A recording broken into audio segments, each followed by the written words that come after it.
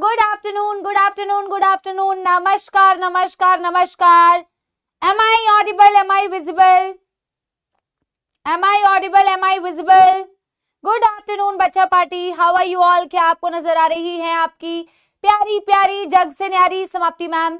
मेरी तबीयत थोड़ी सी डाउन है बच्चों, और because of the changing weather and maybe because of the pollution I am having little fever. लेकिन मैं आज आप लोग की क्लास वैसे कैंसिल करने वाली थी, ठीक है, और मैंने सोचा कि नहीं, चैप्टर जो है थोड़ा सा बचा हुआ है, तो थोड़ा सा जो चैप्टर बचा हुआ है उसको कंप्लीट कर ही लेते हैं, कोई दिक्कत नहीं है, और PYQs कर लेते हैं जल्दी जल्दी से, क्योंकि आगे आने वाले टाइम पे थोड़ी हॉलीडे वाला माहौल है, तो लेक्चर्स वैसे भी बेटा क्योंकि ऑफ डेज रहेंगे, तो मैंने सोचा कोई बात नहीं, ज्यादा टाइम नहीं लगेगा, तो इसीलिए मैंने कहा कि ले लेते हैं लेक्चर, है ना, तो इसीलिए लेक्चर ले लिया मैंने आप लोगों के लिए, ताकि आप लोगों का भी बेटा कंटिन्यूटी, क्योंकि आगे का लेक्चर तो चलो ठीक है, अगर रिकॉर्डेड होता है तो कोई दिक्कत नहीं है, नेक्स्ट चैप्टर, तो वो नेक्स्ट चैप्टर शुरू नहीं हो पाता अगर हम इसको ना खत्म नहीं करते, है ना, समझ रहे हो? चलो कोई बात नहीं, फटाफट से बच्चों एक बार लेक्चर को खत्म करते हैं। वैसे भी ना, क्योंकि ये चैप्टर का 50-60% तो पोर्शन ऑलरेडी डिलीटेड है, स्पाइनल कॉर्ड नहीं है, रिफ्लेक्स एक्शन नहीं है, सेंसरी स्ट्रक्चर्स नहीं है, आई नहीं है, ईयर नहीं है, तो वो सब तो डिलीटेड है ही, तो यही वाला पार्ट जो था ब्रेन का वो थोड़ा सा बचा हुआ है। PYQs भी बेटा बहुत थोड़े से ही होंगे, क्योंकि चैप्टर का इतना बड़ा पोर्शन डिलीट कर दिया था, तो उससे रिलेटेड क्वेश्चंस हम नहीं करेंगे, ठीक है, और एक आधा ज्यादा क्वेश्चंस मैं असर्शन रीजन के लेके भी नहीं आई हूँ। एक ही चैप्टर छोटा है और मेरे पास बेटा, जैसे कि मैंने आपको बोला कि लास्ट मोमेंट पे मैंने प्लान किया कि एक बारी लेक्चर ले लेते हैं, तो कोई बात नहीं, थोड़े बहुत जो असर्शन रीजन और PYQs हैं, टॉपिक जो बचा हुआ है उसको कंप्लीट कर लेते हैं और फिर बेटा क्लास को खत्म करते हैं, ठीक है। यस, आप लोग मुझे पहले बताइए, आप लोग की get well soon. Yes yes absolutely बेटा, आप लोग की पढ़ाई कैसी चल रही है? आप लोग की पढ़ाई ओके चल रही है? कमेंट्स में हमेशा पढ़ती हूँ, तुम लोग का लेक्चर जब भी होता है I go through the comments, comments से पता तो चल जाता है पढ़ाई आप लोग की सही चल रही है, फिर भी मैं आप लोगों से जानना चाहती हूँ। PYQs प्रैक्टिस में कराऊंगी किरण बेटा, PYQs तो हम करेंगे ही करेंगे, तो rest part of the brain and PYQs we are going to बेटा डिस्कस, ठीक है। पढ़ाई बेटा अच्छी चलनी चाहिए, जैसे कि मैं हमेशा लाइव लेक्चर में जब भी आती हूँ 2 4 5 लेक्चर्स के बाद, तो मैं हमेशा बोलती हूँ no matter what is the reason, पढ़ाई हमेशा आपकी अच्छी चलती रहनी चाहिए। आपके एग्जाम्स जो टेस्ट हो रहे हैं वो कंटिन्यूअसली दीजिए आप लोग, ठीक है, बहुत बढ़िया से बेटा प्रिपरेशन करिए, ठीक है। दिवाली वाला थोड़ा माहौल आने वाला है, थोड़ा बहुत एंजॉय जरूर करना बच्चों, लेकिन अपना शेड्यूल डिस्टर्ब ज्यादा मत करना, क्योंकि ये एंड मोमेंट है, और एंड मोमेंट में पढ़ाई बेटा एकदम स्पीड में जैसी चल रही है वैसी चलनी चाहिए, ठीक है।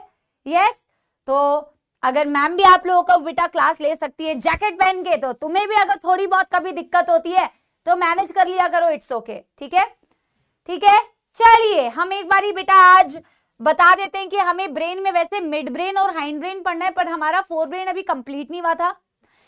एक बारी ब्रेन का ना मैं क्विक रिवीजन करा देती हूँ कि हमने लास्ट क्लास में क्या पढ़ा था बच्चों, ठीक है।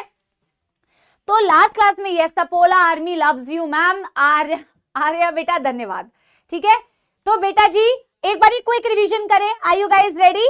यस मैम, साथ साथ घर की सफाई भी करनी है। जूली बेटा हाँ कोई नहीं, मम्मी पापा की थोड़ी ये सब भी करना चाहिए, ये सब जब आप बहुत बड़े हो जाओगे तो आप मिस करोगे ये सारी चीजों को, मम्मी पापा के साथ मिलके थोड़ी घर की सफाई करना, है ना, these things also you are going to miss. थोड़ा बहुत करने में कुछ नहीं जाता बेटा, इससे ज्यादा तो तुम लोग टाइम वेस्ट करते होगे, है ना। तो एक बारी बेटा हम क्विक रिवीजन करते हैं, समाप्ति एक्सप्रेस चलाते हैं।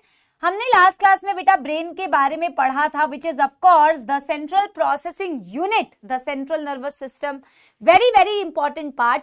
और ब्रेन जो होता है बेटा वो मेनिंजेस से कवर्ड होता है, जो लेयर्स होती हैं, और क्रेनियम नाम के बोनी स्ट्रक्चर के अंदर भी प्रोटेक्टेड होता है। मेनिंजेस में आपने पढ़ा dura mater, arachnoid and pia mater. Pia mater सबसे innermost closest contact with the brain, dura mater is the outermost hard layer. Arachnoid होता है ड्यूरा मैटर के नीचे, वैस्कुलर स्ट्रक्चर होता है, पतला होता है। ड्यूरा मैटर के नीचे अरैकेनॉइड और ड्यूरा मैटर के बीच में एक स्पेस होती है, सबड्यूरल स्पेस, उसमें कोई CSF नहीं होता। और अरैकेनॉइड और पाया मैटर के बीच में भी बेटा एक स्पेस होती है जिसे बोला जाता है सब अरैकेनॉइड स्पेस, जिसके अंदर CSF प्रेजेंट होता है, सेरिब्रोस्पाइनल फ्लूइड। ये सिर्फ ब्रेन का फ्लूइड नहीं है एक्चुअल में, तो बेटा ये आपके स्पाइनल कॉर्ड के अंदर भी फ्लूइड होता है, दैट इज वाई इसका नाम होता है सेरिब्रोस्पाइनल फ्लूइड। ऐसे ही नहीं प्रेजेंट है, बल्कि इसके बड़े सारे काम है बेटा। क्या काम है? ये शॉक एब्जॉर्बर की तरह काम करता है, ये कुशन की तरह काम करता है, ये आपके न्यूट्रिएंट्स को देने में बेटा हेल्प करता है। तो मल्टीपल फंक्शन होते हैं आपके सेरिब्रोस्पाइनल फ्लूइड के। ब्रेन को आप 3 हिस्सों में डिवाइड करते हैं बेटा। पहले तो बहुत डिटेल में पढ़ाया जाता था, प्रोजेंसेफेलॉन, मीजेंसेफेलॉन, रोम्बेंसेफेलॉन। इतनी डिटेलिंग तुम्हारे को रिक्वायर्ड नहीं है, बट कुछ कुछ टर्मिनोलॉजीज ने बेटा जो इस चैप्टर में या आगे तुम्हारे काम में आएगी, वो मैंने आपको बताई भी थी। आप ब्रेन को 3 हिस्सों में डिवाइड करते हैं, fore brain, good afternoon everyone, good afternoon, fore brain, mid brain and hind brain, fore brain, mid brain and hind brain. Fore brain के कौन कौन से पार्ट पढ़े थे बेटा? याद करो, cerebrum, olfactory lobes, hippocampus and amygdala. और इसके अलावा आपने मिड ब्रेन पढ़ा, मिड ब्रेन के कोई फर्द, अच्छा इसके अलावा थैलेमस, एपिथैलेमस, हाइपोथैलेमस, ये भी तो फोर ब्रेन का पार्ट था जो आज हमें पढ़ना है। थैलेमस, एपिथैलेमस, हाइपोथैलेमस जो होता है ना बच्चों, इसे बोला जाता है डायेनसेफेलॉन। और ये वर्ड आपके केमिकल कोऑर्डिनेशन वाले चैप्टर में यूज हुई है, डायेनसेफेलॉन। थैलेमस, एपिथैलेमस, हाइपोथैलेमस, ठीक है। फिर मिड ब्रेन के तो फर्दर कोई डिविजन्स नहीं है। हाइंड ब्रेन को अगर आप देखोगे, पॉन्स, मेड्यूला एंड सेरिबेलम, ये 3 हिस्से होते हैं। फोर ब्रेन सबसे प्रोमिनेंट पार्ट होता है आपके पूरे ब्रेन का, उसमें भी सबसे प्रोमिनेंट पार्ट अगर आप देखोगे तो सेरिब्रम होता है। आपके पास 2 सेरिब्रल हेमिस्फीयर्स होते हैं जो आपस में कनेक्टेड होते हैं बच्चों, किसके हेल्प से? ट्रैक्ट ऑफ नर्व फाइबर, जिन्हें बोला जाता है corpus callosum. These connect the 2 cerebral hemispheres। मैंने आपसे कहा था, वैसे एनसीईआरटी में डायरेक्टली तो नहीं दिया हुआ कि आपके सेरिब्रम के लोब्स होते हैं, बट मैंने आपसे कहा था बेटा सेरिब्रम के अलग अलग हिस्सों को आप डिवाइड कर देते हैं। जैसे आप बोल देते हैं ये फ्रंटल लोब है, ये पैराइटल लोब है, ये टेम्पोरल लोब है, ये ऑसिपिटल लोब है। ये अलग अलग रीजन्स को आप डिफाइन कर सकते हैं। तो 4 लोब एक हेमिस्फीयर में, 4 लोब दूसरे हेमिस्फीयर में, टोटल होते हैं 8 lobes. Frontal lobe associated with creativity, memory, है ना, imagination, logical reasoning, fore brain का काम है। सारी सेंसरी जो इनपुट्स आती हैं, जैसे feeling of hot, cold, pain, touch, ये पैराइटल लोब। टेम्पोरल लोब जो ऑडिटरी इंटरप्रिटेशन होता है, जब हम ईयर आपको पढ़ाया करते थे पहले, अब तो ईयर नहीं है, तो उसमें आप देखोगे कि ऑडिटरी नर्व जो होती है वो इंफॉर्मेशन को आपके टेम्पोरल लोब में लेके आते हैं सेरिब्रम के। और जो आपकी ऑप्टिक नर्व होती है बेटा, ऑडिटरी बोला ना मैंने इसमें, हाँ, ऑप्टिक नर्व जो होती है ना बच्चों, वो विजन के लिए, वो आपकी इंफॉर्मेशन को लेके आती है आपकी ऑसिपिटल लोब के पास, क्योंकि वहां पे होता है विजुअल कॉर्टेक्स एरिया। ये पहले पढ़ाया भी जाता था, विजुअल कॉर्टेक्स एरिया आपके ऑसिपिटल लोब का। एंड बेटा टेम्पोरल लोब में आपके पास ऑडिटरी इंटरप्रिटेशन होती है, क्योंकि ऑडिटरी नर्व वहां पे इंफॉर्मेशन लेके आती है। सेरिब्रम का जो बाहर का हिस्सा है सेरिब्रल कॉर्टेक्स, अच्छा ब्रेन बाहर से ग्रे अंदर से व्हाइट, क्यों? क्योंकि बाहर की तरफ ग्रे मैटर इसीलिए दिखता है क्योंकि सेल बॉडी का एक्यूमुलेशन है, और अंदर की तरफ ब्रेन व्हाइट कलर का क्यों दिखता है? क्योंकि बेटा माइलिनेटेड एक्सॉन्स है। माइलिनेटेड एक्सॉन्स व्हाइटिश अपीयरेंस देती है, और सेल बॉडीज का प्रेजेंस आउटर साइड को ग्रे मैटर का अपीयरेंस देता है। So outer grey material, inside white material, that is your cerebrum. Cerebrum में ऐसे फोल्ड्स होते हैं, गायराई बल्जस को बोलते हैं, ग्रूव्स को सल्काई बोलते हो। और ये मैम होता है to increase the surface area, ताकि आप ज्यादा से ज्यादा न्यूरॉन्स को एकोमोडेट कर पाओ। हाय या नहीं मेरे प्यारे प्यारे जग से न्यारे बच्चों? यस, आपकी सेल बॉडी बाहर की तरफ ग्रे मैटर, माइलिनेटेड एक्सॉन्स अंदर की तरफ व्हाइट मैटर। सेरिब्रम जो होता है ना बेटा, इसको एज पर एनसीईआरटी आप कहते हो कि मैम इसे हम 3 हिस्सों में डिवाइड कर सकते हैं। एक होते हैं इसमें सेंसरी एरियाज, एक होते हैं मोटर एरियाज, और एक होते हैं इंटरसेंसरी या sorry association areas. Large areas होते हैं एसोसिएशन एरियाज, आपने एक डायग्राम भी बनाया था। लार्ज एरियाज होते हैं एसोसिएशन एरियाज, सेंसरी एरियाज भी होते हैं, मोटर एरियाज भी होते हैं। यार देखो, सेंसरी एरियाज में सेंसरी इनपुट्स आते हैं, मोटर एरियाज से मोटर इनपुट्स जाते हैं, लेकिन एसोसिएशन एरियाज ना ही क्लियरली सेंसरी है ना ही क्लियरली मोटर है। वो सेंसरी या मोटर नहीं है बेटा, उसका काम होता है मेमोरी, कम्युनिकेशन एंड इंटरसेंसरी फंक्शंस। क्या बताया था मैंने इंटरसेंसरी फंक्शंस का मतलब? इंटरसेंसरी फंक्शंस का मतलब मैम ने बताया था कि देखो यार, एक साथ में आप मल्टीपल सेंसरी इनपुट्स की एनालिसिस कर सकते हो। खाना देख रहे हो तो खा भी सकते हो, स्मेल भी कर सकते हो, टेस्ट भी कर सकते हो।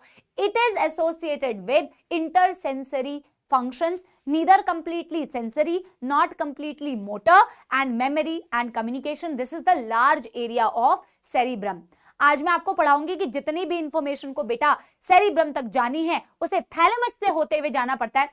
हालांकि जो डायग्राम बेटा मैंने ऐसे बनाया था ना, उससे आपको थैलेमस की पोजीशन, क्योंकि ये 2D बनाया था तो आपको समझ नहीं लगेगा कि ये मैंने जो दो थैलेमस दिखाए थे, आज मैं आपको डायग्राम में दिखाऊंगी कि एक्चुअल में थैलेमस की पोजीशन कैसे होती है। एक्चुअल में थैलेमस दो ऐसे होता है बेटा, देखो एक्चुअल में थैलेमस ऐसे स्ट्रक्चर होते हैं, इसे सेरिब्रम मानना, और थैलेमस ऐसे होते हैं पेयर्ड स्ट्रक्चर, ऐसे, ये एक हाथ थैलेमस मानो, ये एक हाथ थैलेमस मानो, ऐसे सा होता है बेटा थैलेमस, कुछ ऐसे सा होता है, और नीचे की तरफ होता है बेटा आपका हाइपोथैलेमस। लेकिन यहाँ पे मैं ऐसे दिखा तो सकती नहीं हूं, तो मैंने ऐसे दो साइड में बनाए।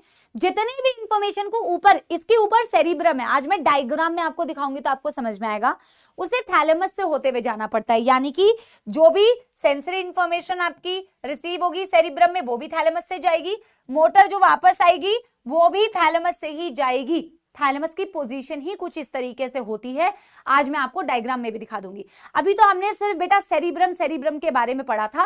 पहले मैं तुम्हें बताती हूं आगे हिपोकैम्पस और एमिगडाला के बारे में, जो एनसीईआरटी ने, हम बिल्कुल एनसीईआरटी बेस्ड चल रहे हैं बेटा, बिल्कुल NCERT based, nothing out of NCERT. एक आधा % को छोड़ दो तो ज्यादा एनसीईआरटी के बाहर का हम नहीं पढ़ते हैं बच्चों। आज हम सबसे पहले शुरू करते हैं, फोर ब्रेन को ही कंटिन्यू करते हैं।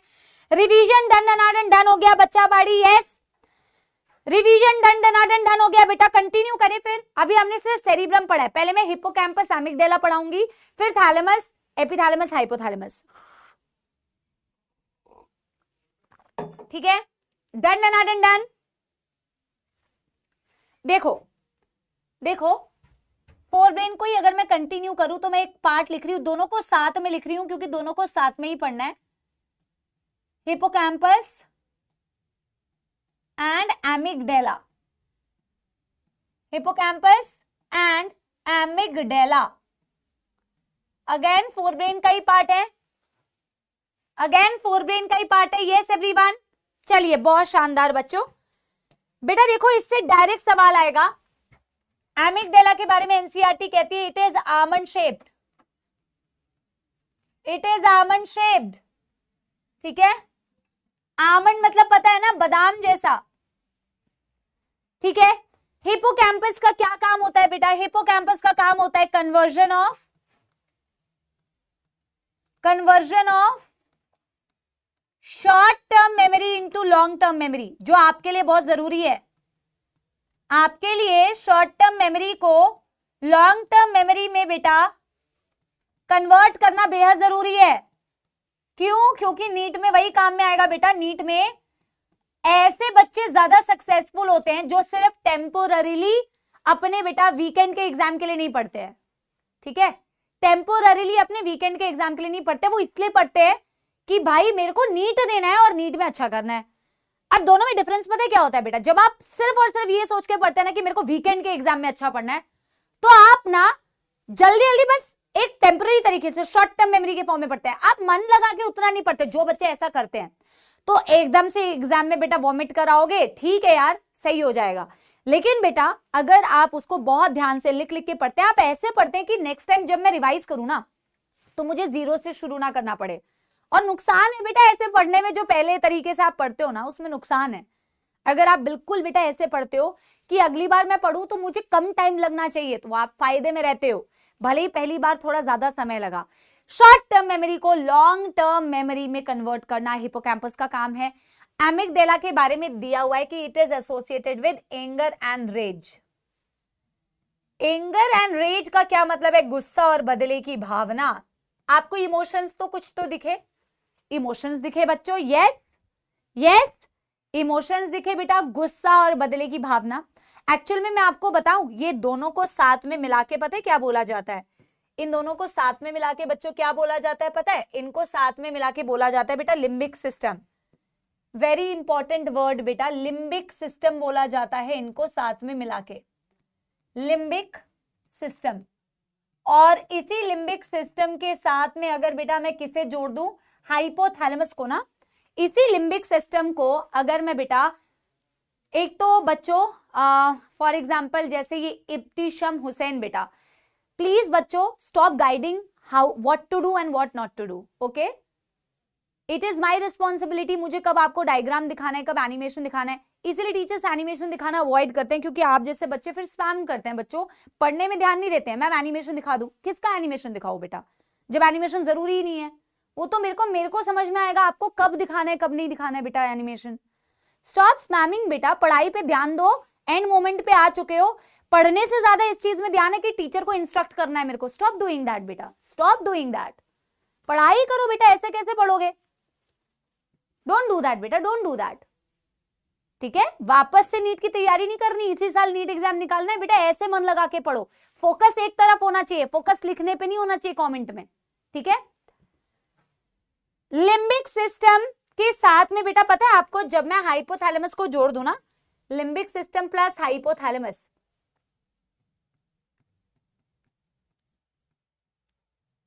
एक्चुअली कमेंट्स को इग्नोर कर दो ना बेटा, तो भी आप बार बार कंटिन्यूअसली वही स्पैम करते हो, है ना। चलो इनको बेटा एक साथ में मिला के बोला जाता है इमोशनल ब्रेन, स्टार मार्क कर लेना। इन्हें एक साथ में मिला के क्या बोला जाता है बेटा? Emotional brain. क्यों बोला बेटा इसे इमोशनल ब्रेन? क्यों बोला बेटा इसे इमोशनल ब्रेन? हाँ, क्योंकि ये इमोशंस को कंट्रोल कर रहा है यार।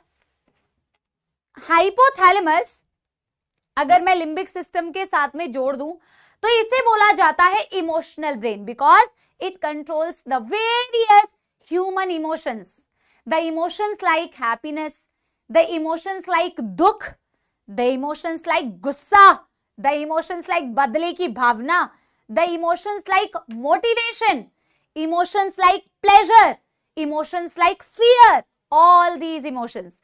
तो हमारा जो हाइपोथैलेमस है उसके तो बेटा, हाइपोथैलेमस तो एक वैसे कड़ी है, एक कड़ी है, एक लिंक है आपके नर्वस सिस्टम और आपके एंडोक्राइन सिस्टम के बीच में। अगला जो चैप्टर आप पढ़ोगे तो आप देखोगे hypothalamus is master of master gland. कितने सारे इसके हार्मोन्स होते हैं और जितने इसके हार्मोन्स उतने इसके फंक्शंस, है ना। हाइपोथैलेमस और बेटा लिम्बिक सिस्टम साथ में मिला के आपके इमोशनल ब्रेन का फॉर्मेशन करता है। Aggression, pleasure, sexual excitement, the fear, the motivation, happiness, sadness, all these emotions of human beings are controlled with the help of your emotional brain, ठीक है। डन डन डन डन, एक बारी मैं लिख दूं, emotional brain controls various aspects of human emotions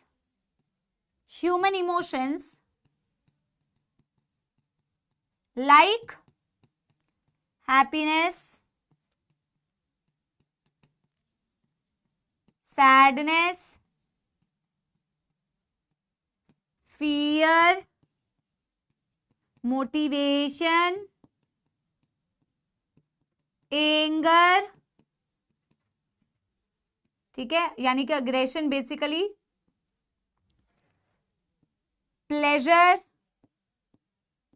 excitement etcetera. Done कर लो प्यारे प्यारे जग से न्यारे बच्चों, यस डन डन डन कर लो। धन्यवाद देवराज, डन डन डन, फटाफट फटाफट फटाफट।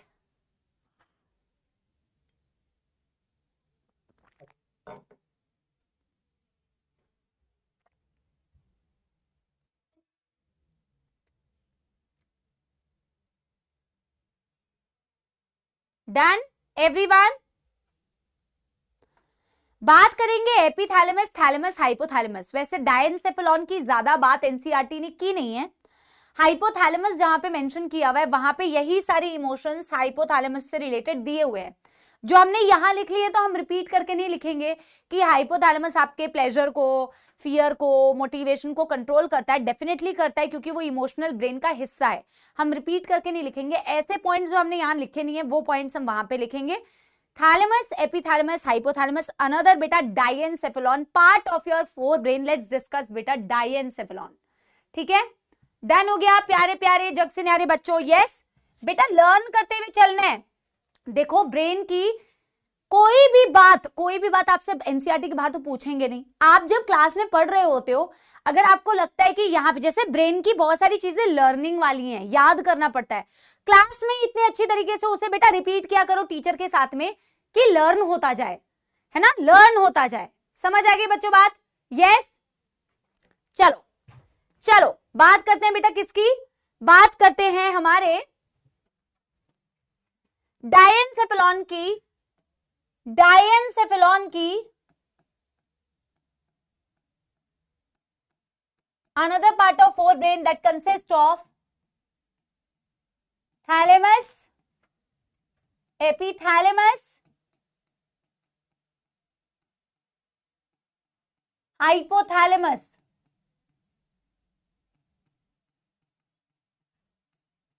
पहले कुछ पॉइंट्स लिखा देती हूं, फिर मैं आपको थैलेमस की पोजीशन दिखा दूंगी। ठीक है, यस, बात करते हैं थैलेमस।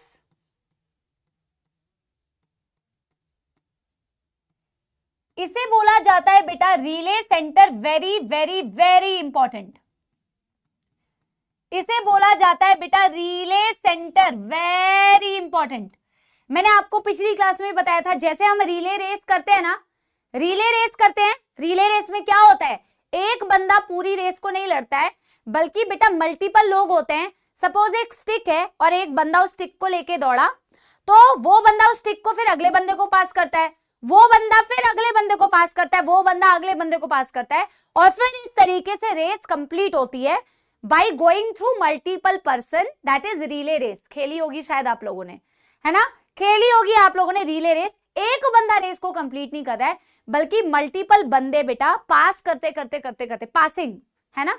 वैसे ही थैलेमस को रिले सेंटर क्यों बोलते हैं, क्योंकि भाई ये ना आपके बॉडी पार्ट्स और आपके सेरिब्रम के बीच में है, एक बीच में है। तो मतलब कि अगर कोई भी इंफॉर्मेशन बेटा अगर ऑर्गन से, रेज का मतलब बेटा बदले की भावना, फराज बता तो चुकी थी, है ना, कोई भी बेटा अगर आपकी इंफॉर्मेशन ऑर्गन से आपके सेरिब्रम तक पहुंचनी है तो भी उसे थैलेमस से गुजरना पड़ेगा, और कोई भी इंफॉर्मेशन अगर ब्रेन से भी ऑर्गन तक जानी है वो भी थैलेमस से होते हुए जाएगी। थैलेमस एकदम बीच में होता है, और आपको पता है थैलेमस के अराउंड पूरा आपका सेरिब्रम रैप्ड होता है। मैं भी आपको डायग्राम में दिखाती हूँ, बनाना नहीं है डायग्राम, सिर्फ आपको दिखाने के लिए कि होता कैसे है। इसे रिले सेंटर क्यों बोला, because all the information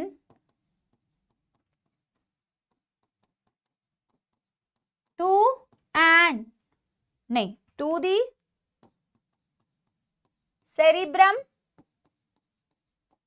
the cerebrum, and from the cerebrum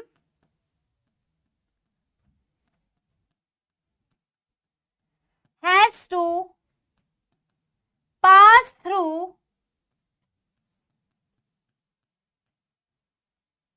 thalamus. इसीलिए इसे रिले सेंटर बोला, इसी से गुजरना पड़ेगा। इसके बारे में हम बोलते हैं कि cerebrum wraps around thalamus.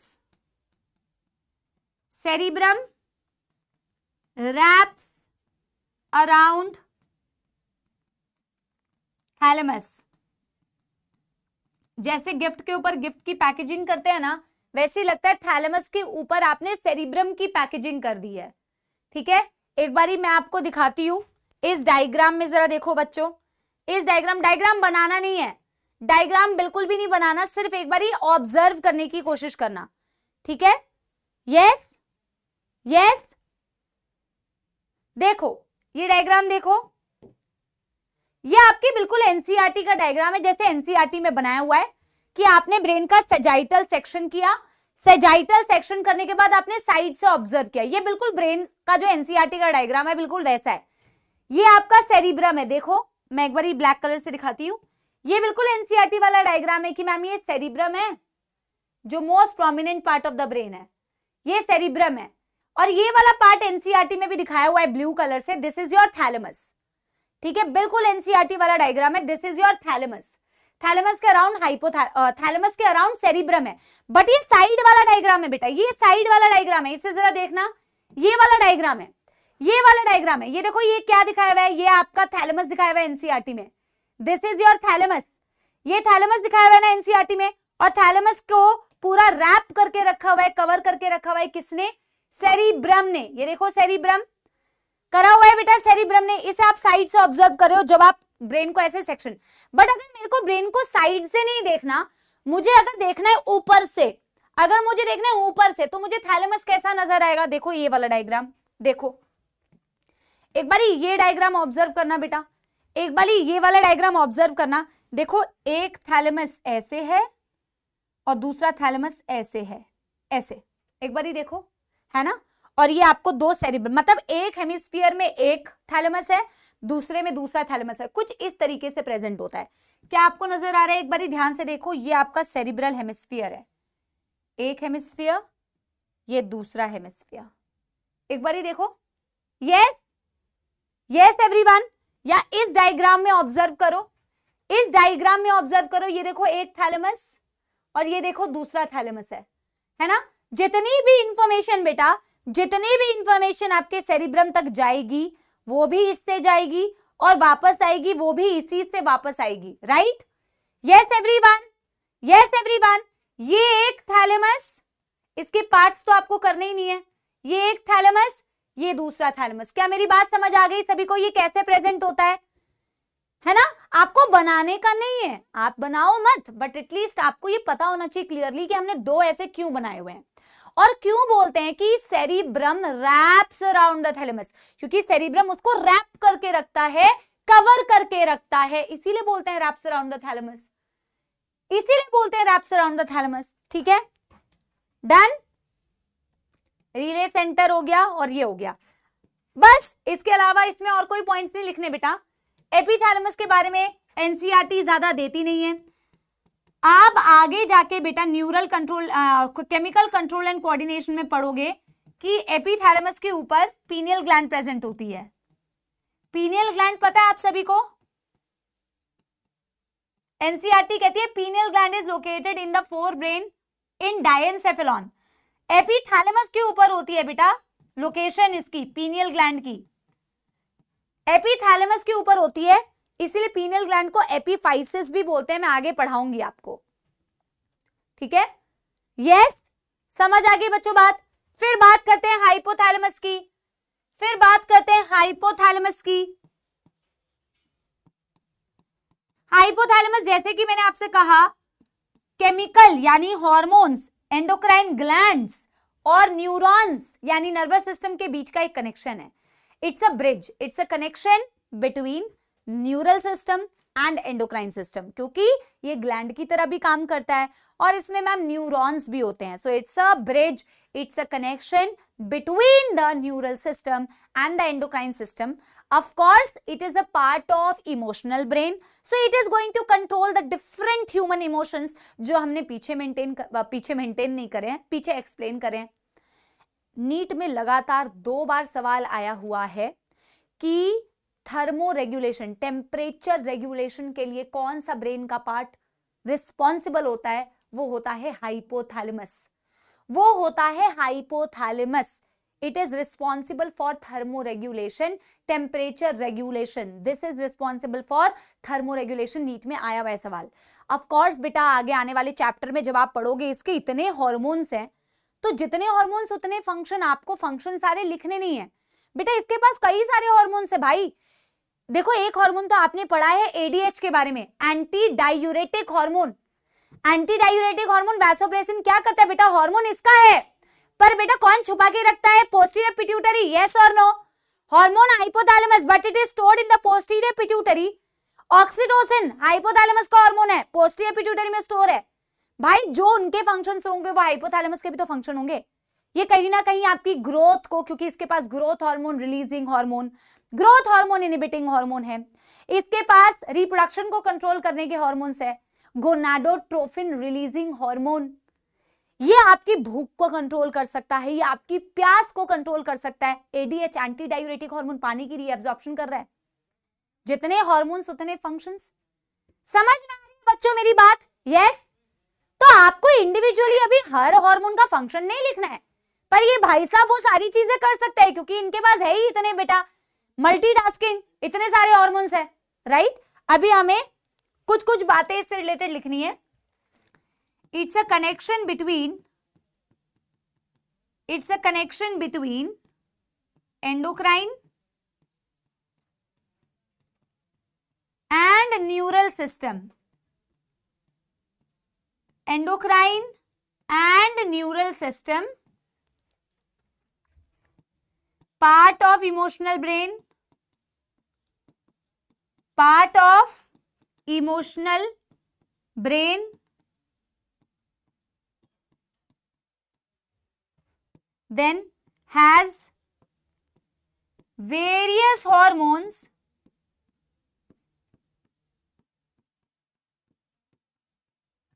which controls growth, reproduction, thirst,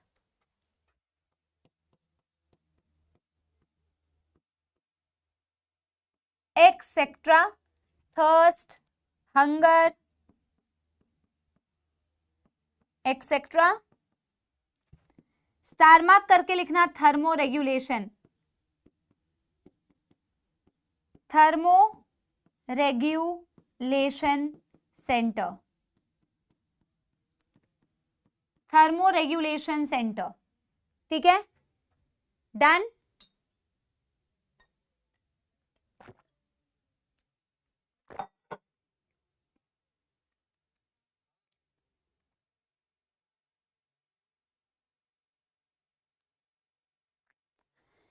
done कर लो बेटा, एक बारी एनसीईआरटी से यहां तक की रीडिंग करा देती हूं। डन कर लो बेटा, पहले यहां तक की एनसीईआरटी की रीडिंग आपको करा देती हूं।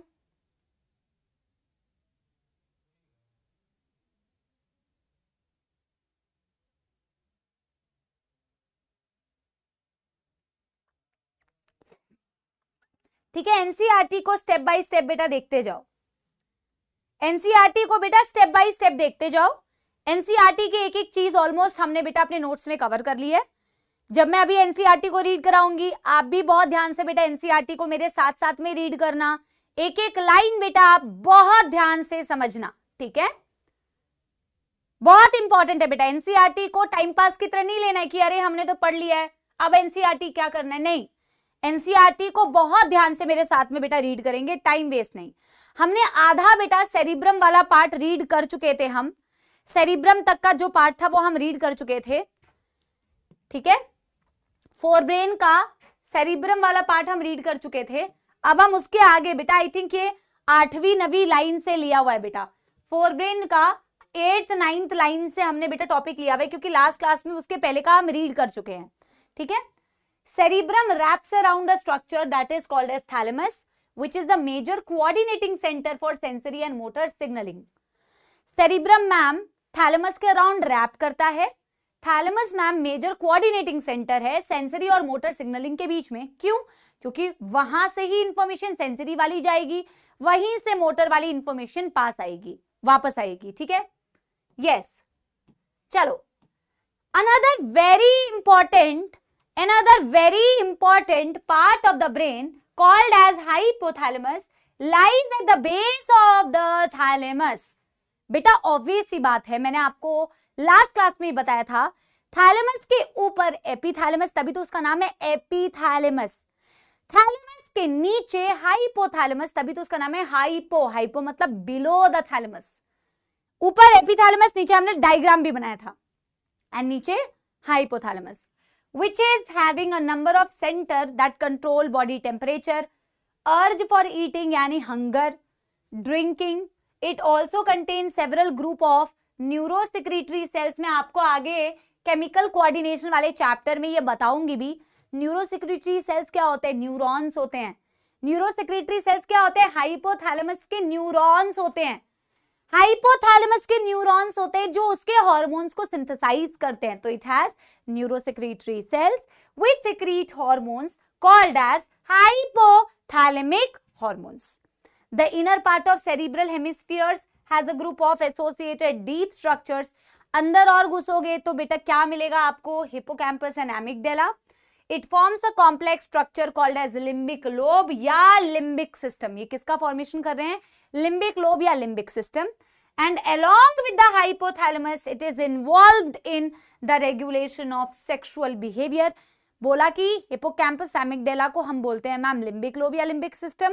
हाइपोथैलेमस के साथ मैम ये क्या करता है? मिलके सेक्सुअल बिहेवियर को कंट्रोल करता है, इमोशनल रिएक्शंस को मैम कंट्रोल करता है, like excitement, pleasure, rage, fear, motivation.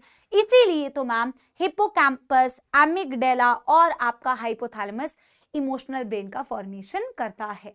Done done done done, clear है बच्चों? ठीक है, चलो नेक्स्ट हम करते हैं मिड ब्रेन। देखो एनसीईआरटी अगर देखोगे तो 1 2 3.5 लाइन में कंप्लीट कर दिया है। मैं इसी 3.5 लाइन को आपको थोड़ा सा एक्सप्लेन करूंगी, ज्यादा नहीं। डिटेल तब तक नहीं करनी है जब तक बहुत ज्यादा एनसीईआरटी ने ना दी हो। एनसीईआरटी की बात आपको समझ में आ जाए उतना आपको पढ़ना है, ठीक है। बात करते हैं बेटा किसकी? बात करते हैं mid brain.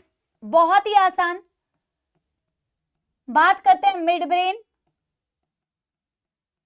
Mid brain mid में प्रेजेंट होता है फोर और हाइंड ब्रेन के, इसीलिए इसको मिड ब्रेन बोलते हैं। एग्जैक्ट लोकेशन अगर आप एनसीईआरटी की देखोगे तो एनसीईआरटी कहती है it is located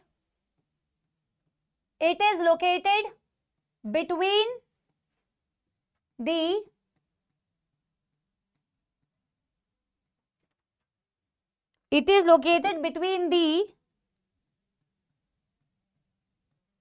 thalamus hypothalamus of thalamus hypothalamus of forebrain, thalamus hypothalamus of forebrain and pons of hind brain. पहले तो बेटा इसकी लोकेशन एनसीईआरटी ने दी हुई है। एनसीईआरटी कहती है कि अगर आप इसकी लोकेशन देखोगे तो ऑफ कोर्स ये मिड ब्रेन है, तो ये फोरब्रेन और हाइंड ब्रेन के बीच में है। बट फोरब्रेन के तो बेटा अलग अलग पार्ट्स है, हाइंड ब्रेन के भी अलग अलग पार्ट्स है जो मैं आगे आपको बताऊंगी। हाइंड ब्रेन में पॉन्स होता है, सेरिबेलम होता है, मेड्यूला होता है। तो अगर मैं एग्जैक्ट इसकी लोकेशन देखना चाहूं मैम तो थैलेमस हाइपोथैलेमस जो है ना हमारा, क्योंकि थैलेमस ऊपर हाइपोथैलेमस नीचे है तो आप थैलेमस हाइपोथैलेमस कह सकते हो। थैलेमस हाइपोथैलेमस और हमारा जो मैम पॉन्स रीजन है ना हमारा हाइंड ब्रेन का, इसके बीच का जो रीजन होता है वो मिड ब्रेन कहलाता है। अब फोर ब्रेन में तो जैसे बेटा इतने अलग अलग पार्ट्स थे, हाइंड ब्रेन में भी अलग अलग पार्ट्स है मैम, इसके ना कोई अलग अलग पार्ट्स नहीं होते। अगर मैं मिड ब्रेन को मैम डॉर्सल साइड से ऑब्जर्व करूं, मिड ब्रेन को अगर मैं मिड ब्रेन की डॉर्सल, ये मिड ब्रेन है, अगर इसको मैं डॉर्सल साइड से समझो, मेरे लिए ये डॉर्सल साइड है, ये हाथ मेरा क्या है? Mid brain. ये हाथ को छोड़ दो या इसे बोल दो बेटा ये मिड ब्रेन है, ये मिड ब्रेन है। अगर मिड ब्रेन को मैं डॉर्सल साइड से ऑब्जर्व करूं तो इसके डॉर्सल साइड पे, इसके ये डॉर्सल साइड पे मैम 4 स्वेलिंग्स होती हैं, 4 फूले हुए स्ट्रक्चर्स होते हैं, 4 स्वेलिंग्स होती है बेटा। ये मिड ब्रेन है, मिड ब्रेन को अगर मैं डॉर्सल साइड से ऑब्जर्व करूं तो डॉर्सली मैम ये फूले हुए होते हैं, इसके ऊपर 4 स्ट्रक्चर्स, जिन 4 स्वेलिंग्स को बोला जाता है कॉर्पोरा क्वाड्रिजेमिना। देखो क्या बोला मैंने बेटा, on the dorsal side of midbrain, on the dorsal side of midbrain, dorsal side of midbrain क्या है बेटा? 4 swellings है, 4 swellings हैं। इन 4 swellings को क्या बोला जाता है? Corpora quadrigemina, corpora quadrigemina. बेटा क्वाड्री का मतलब 4, मैम 4 स्वेलिंग्स है इसके डॉर्सल साइड पे। दो ऊपर होती है, दो नीचे होती है डॉर्सल साइड पर ही, बट दो ऊपर है दो नीचे है मैम, दो। अब देखो एनसीईआरटी ने इतना दिया नहीं है बेटा, आप थोड़ा सा चाहो तो पढ़ लो, पर बस इतना ही दिया, अभी मैं आपको दिखाऊंगी। और एक लाइन दी हुई है, cerebral aqueduct passes through mid brain, that's all, इसके अलावा कुछ नहीं दिया है, ठीक है। कॉर्पोरा क्वाड्रिजेमिना में मैंने क्या बोला बेटा, दो सुपीरियर स्वेलिंग्स होती है, दो सुपीरियर मतलब ऊपर की तरफ। स्वेलिंग्स के लिए बेटा हम वर्ड यूज करते हैं सुपीरियर कॉलिक्यूलाई,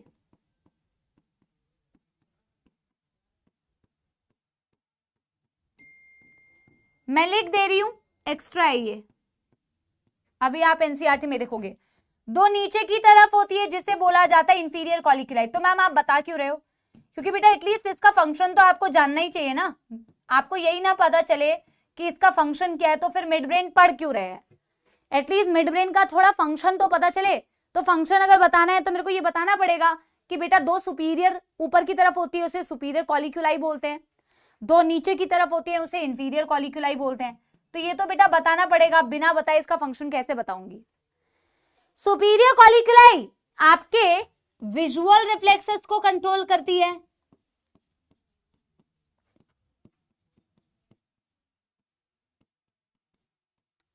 और इंफीरियर कॉलिक्यूलाई आपके ऑडिटरी रिफ्लेक्स को कंट्रोल करती है। पहले तो मैं आपको समझाती हूं ये होते क्या हैं। रिफ्लेक्स क्या होता है बेटा, एक involuntary unplanned uncontrolled action of the body, यही होता है ना रिफ्लेक्स एक्शन। अभी बेटा ये देखो विजुअल रिफ्लेक्सेस और ऑडिटरी रिफ्लेक्सेस क्या होते हैं। सपोज मैं बोर्ड में बेटा लिख रही हूं, आप इसको लिखते जाओ, और मुझे किसी ने सडनली पीछे बुलाया, तो मैंने किसी की आवाज सुन के जो ये बेटा सुन के जो रिस्पॉन्स किया ना, मैंने जो मूवमेंट की अपने नेक की या हेड की, मैं बोर्ड पे लिख रही थी, अचानक से मुझे ऑडिटरी मतलब मैंने सुना, कुछ मुझे सुनाई दिया, और सुनने के बाद मैंने देखा नहीं है कि कौन है कौन नहीं है, मैंने सिर्फ आवाज सुनी, आवाज सुनते ही जो मेरा बेटा एक्शन हुआ that is my auditory reflex. वो ऑडिटरी रिफ्लेक्स आपकी इंफीरियर कॉलिक्यूलाई कंट्रोल करती है मिड ब्रेन की। और विजुअल रिफ्लेक्सेस क्या होते हैं, सपोज बेटा अगर तुम्हारे आगे, तुम्हारे साथ कितनी बार हुआ होगा तुम बताना, सपोज तुम्हारे आगे से बस जा रही है, तुम्हारे आगे से बस जा रही है ना, तुम बेटा अननोइंगली उस बस की डायरेक्शन में अपनी आई बॉल को मूव करते हो, उस बस को देखते हुए जाते हो आगे की तरफ। अगर तुम कहीं रास्ते पे खड़े हो या तुम्हारा नजर, तुम्हारी जो नजर है वो रोड की तरफ है, कोई तुम्हारी तरफ से चलते हुए गया, तो कई बार बाई चांस तुम क्या करते हो बेटा, उसके उस आई मूवमेंट और जो तुम देख रहे हो ना बेटा उसके, और तुम्हारी जो नेक की मूवमेंट है वो उसके साथ साथ में होने लगती है जिस डायरेक्शन में वो बंदा जा रहा है या बस कोई जा रही है चलते हुए। इसे बोलते हैं विजुअल रिफ्लेक्स, कि किसी को देखा और उसके साथ में जो तुमने हेड की मूवमेंट की लगातार, अनप्लैन्ड अनकंट्रोल्ड, ठीक है।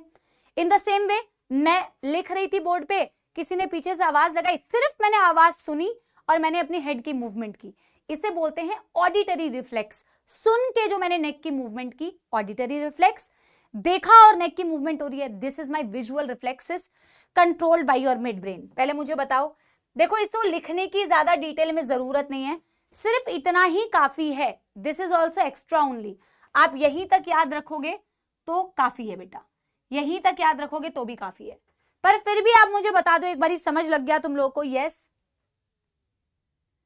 फिर भी एक बारी बता दो समझ लग गया? हाँ,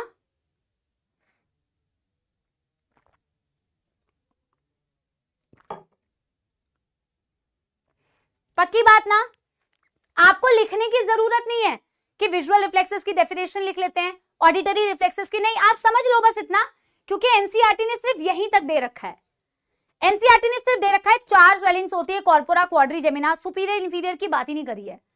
हमने लिख लिया कि हमें थोड़ा बहुत फंक्शन समझ में आ जाए, एक विजुअल रिफ्लेक्सेस को कंट्रोल कर रहा है, एक ऑडिटरी रिफ्लेक्सेस को कंट्रोल कर रहा है। यस, बहुत शानदार, बहुत ही बढ़िया।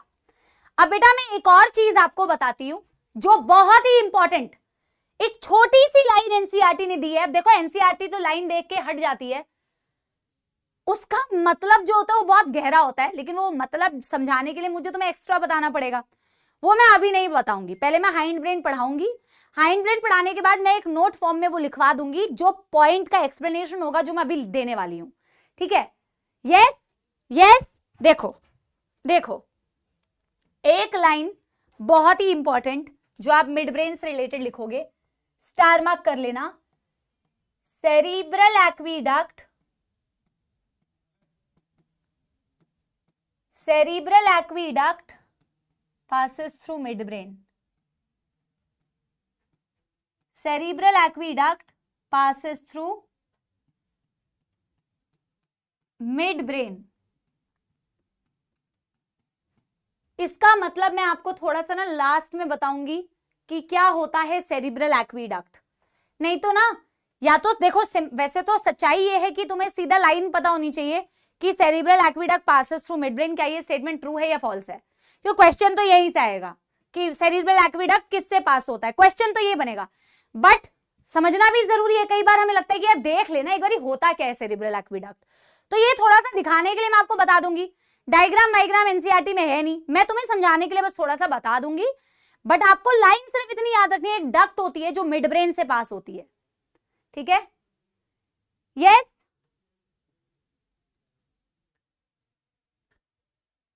Done.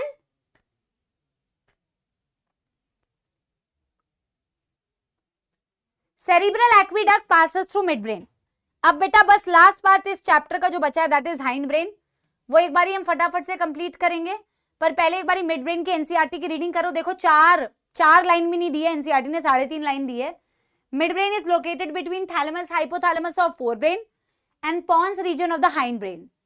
A canal called as cerebral aqueduct passes through midbrain। ये लाइन में लिखा चुकी हूं, ये जरूर याद रखना। देखो मैं बोलती हूँ हमेशा, एक छोटी छोटी बातें मैं आपको बोलती हूँ, जो बच्चा सुनेगा तो भला ही होगा बेटा। हम ना इतना पढ़ने के चक्कर में जो एनसीईआरटी की बातें होती है वो नहीं पढ़ते हैं। अब तुम्हें विजुअल रिफ्लेक्स याद रह जाए, ऑडिटरी रिफ्लेक्स याद रह जाए, क्या फर्क पड़ता है अगर तुम्हें ये याद ना रहे कि मिडब्रेन के डॉर्सल पोर्शन पर स्वेलिंग्स होती है या वेंट्रल पोर्शन पर। अभी तो तुम्हें लगता है अरे मैम कैसी बात कर रही हो, हमें याद रह जाएगा मैम, इतनी सी बात हमें याद नहीं रहेगी। जब तुम आगे अभी आने वाले चैप्टर्स पढ़ोगे, पीनल ग्लैंड डॉर्सल होता है या वेंट्रल, थाइमस आयोटा के डॉर्सल होता है या वेंट्रल, स्टर्नम के पीछे होता है या आगे, इतनी सारी इंफॉर्मेशन पढ़ते हो कि कंफ्यूजन हो सकती है। इंसान ही तो है हम, क्यों नहीं होगी कंफ्यूजन, हो सकती है बेटा, है ना? डॉर्सल वेंट्रल में हो जाती है कभी कंफ्यूजन, बट एनसीईआरटी वाली इंफॉर्मेशन ना याद रहे, बाकी आप पूरी बेटा आगे की कहानी पढ़ लो, उससे क्या फायदा है ना? कितने भी नाम याद रख लो बेटा, उससे क्या फायदा है? आगे के कितने भी तुम ये सुपीरियर, आपको एनसीईआरटी की लाइंस याद होनी चाहिए, डॉर्सल पोर्शन में होता है। एंड इट हैज बेटा 4 round swellings called as corpora quadrigemina. That's all. ये छोटी छोटी बातें हैं बेटा जो आपको हमेशा काम आएगी, हमेशा याद रखना। बात करते हैं बेटा किसकी, बात करते हैं हम लास्ट हाइंड ब्रेन की, ठीक है? फटाफट से कर लो। I am also not feeling well, but मैं चाह रही हूं कि मैं पीवाईक्यूज करा के ही तुम्हें जाऊं, है ना? एटलीस्ट पीवाईक्यू मैं तुम्हें करा दूं, वो करा के मैं तुम्हें जाऊं। तो जल्दी से बेटा हाइंड ब्रेन कर लेते हैं, ठीक है? बहुत ही बेटा ये ना कुछ एग्जाम के लिए ना ये कुछ इंपॉर्टेंट बातें होती हैं बच्चे को ना। जब बच्चा स्टार्टिंग में पढ़ता है, जब तुम्हारी ही मैं फर्स्ट क्लास ले रही थी, तो बच्चों को ऐसा लगता है यार मैम ये भी बता दो, ये भी बता दो। तुम्हें सिर्फ जूलॉजी नहीं पढ़नी है, और तुम्हें सिर्फ एक चैप्टर नहीं पढ़ना है कि एक चैप्टर की इतनी इंफॉर्मेशन तो पढ़ ली, मस्त मजा आ गया, ठीक है, और बाकी की चीजें नहीं पढ़ो तो भी चलेगा। ऐसा नहीं होता ना बेटा, there has to be a balance, there has to be a balance. वो आपको सोचना है, वही सिलेक्शन में मदद करता है। Last part of your brain is hind brain that consist of बेटा cerebellum, not cerebrum, pons and medulla,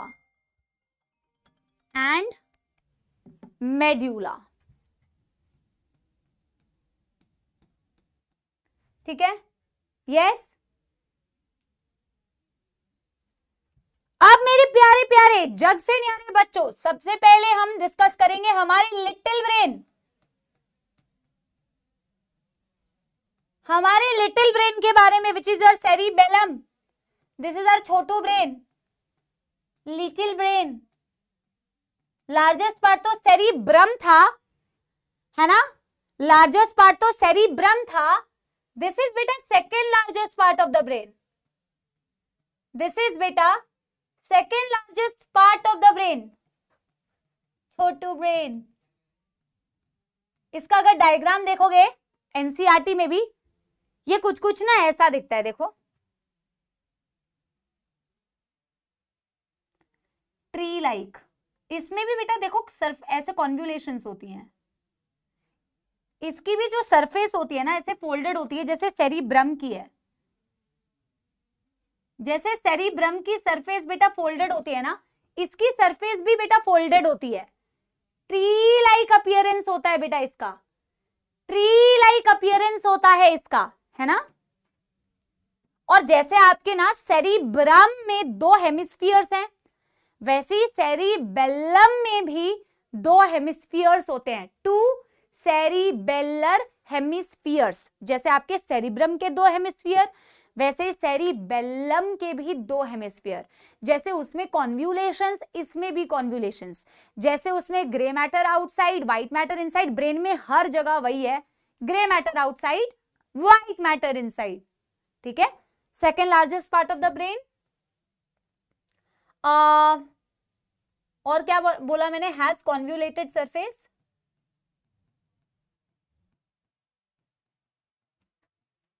और क्या होता है, 2 सेरिबेलर हेमिस्फीयर्स, 2 सेरिबेलर हेमिस्फीयर्स। और ये इनवॉलेंट्री फंक्शंस को कंट्रोल करता है सिर्फ, इट कंट्रोल्स इनवॉलेंट्री फंक्शंस। बेटा ये याद रखना है कि ये इनवॉलेंट्री फंक्शंस को कंट्रोल करता है। जब हम आपको हियरिंग पढ़ाते थे ना, mechanism of hearing, mechanism of hearing, mechanism of hearing and balancing, तो आप देखोगे आपका इंटरनल ईयर जो होता है वो बैलेंसिंग करता है, बॉडी बैलेंसिंग। किसको इंफॉर्मेशन किसके साथ मिलके, सेरिबेलम। सेरिबेलम आपकी बॉडी बैलेंसिंग के काम में आता है बेटा, आपका internal ear along with cerebellum. यहां पे लिखोगे body balancing, body balancing, body balancing. समझ आ गई बच्चों बात? यस, समझ आ गई बच्चों बात? यस।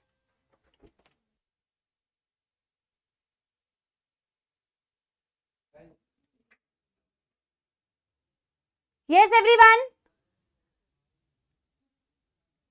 सेरिबेलम के बारे में समझ में आया? Little brain, second largest part of the brain, convoluted surface होती है, 2 हेमिस्फीयर होते हैं, इनवॉलेंट्री फंक्शंस को कंट्रोल करती है, बॉडी बैलेंसिंग करवा रही है, ठीक है। बात करते हैं मेड्यूला, नहीं पहले बात करते हैं पॉन्स। पॉन्स को बोला जाता है, it acts like a bridge as it consists of neurons which connect to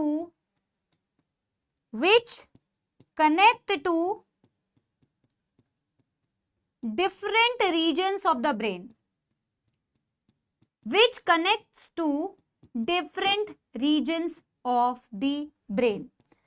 बेटा बहुत ही इंपॉर्टेंट है, सीधे इसी वर्ड से क्वेश्चन आता है, आपके कौन से पार्ट को बोला जाता है ब्रिज? ब्रिज क्या करती है, 2 जगह को कनेक्ट कर रही होती है, यहां से यहां जाना है, दोनों के बीच में एक ब्रिज लगा दिया, यहां से वहां बेटा जाना है, दोनों के बीच में बेटा आपने ब्रिज लगा दिया। ब्रिज क्या करेगा, कनेक्शन का काम कर रहा है। पॉन्स भी एक तरीके से ब्रिज का काम करता है। इसमें जो न्यूरॉन्स होते हैं बेटा वो ब्रेन के अलग अलग पार्ट से कनेक्ट करते हैं, जिसकी वजह से इसे ब्रिज बोला जाता है, bridge of the brain, bridge of the. Anupriya बेटा उसके लिए आपको फर्स्ट क्लास अटेंड करना पड़ेगा बेटा, गलत बात है ना। कॉन्व्यूलेटेड मतलब ऐसे फोल्ड्स दिख रहे हैं, आपने फर्स्ट क्लास अटेंड नहीं करी है, हाँ। और जैसा कि आप सभी बिल्कुल बोल रहे हैं, बिल्कुल सही बोल रहे हैं मैम, इसमें न्यूमोटैक्सिक सेंटर होता है। बेटा न्यूमोटैक्सिक सेंटर क्या कर रहा था, कोई किसी को याद है? यहां पे उसके फंक्शन को रिपीट करके नहीं लिखना है, बट मैं जानना चाह रही हूं आप में से कितने बच्चों को याद है। न्यूमोटैक्सिक सेंटर डायरेक्टली ब्रीदिंग को कंट्रोल कर सकता है क्या? नहीं। तो सिर्फ क्या करता है बेटा, सिर्फ और सिर्फ आपके रेस्पिरेटरी रिदम सेंटर को सिग्नल देख के आपकी रेस्पिरेशन को, इनहेलेशन की ड्यूरेशन को क्या करता है? डिक्रीज। आपकी इनहेलेशन की ड्यूरेशन को क्या करता है? Decrease. It can not directly control बेटा the breathing, it can only give directions to the respiratory rhythm centre to reduce the duration of inhalation. Duration of inhalation को रिड्यूस करेगा तो ब्रीदिंग रेट इंक्रीज, राइट?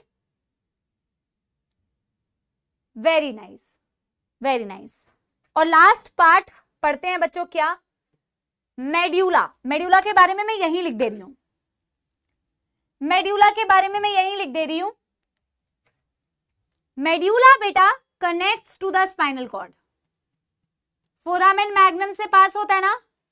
कौन से bone में foramen magnum होती है?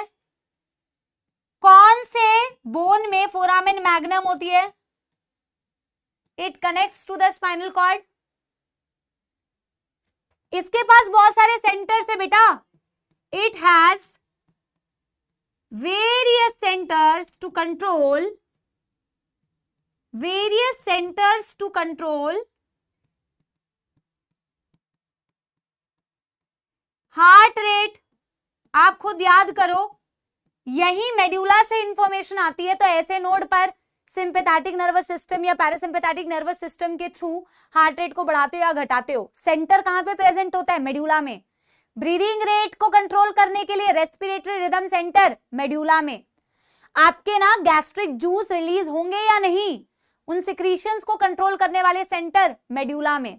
Vomiting reflex control करने के लिए मेड्यूला में। ऑसिपिटल बोन में होता है। Very good, very good. Various centre to control heart rate, breathing rate, respiratory rhythm centre है।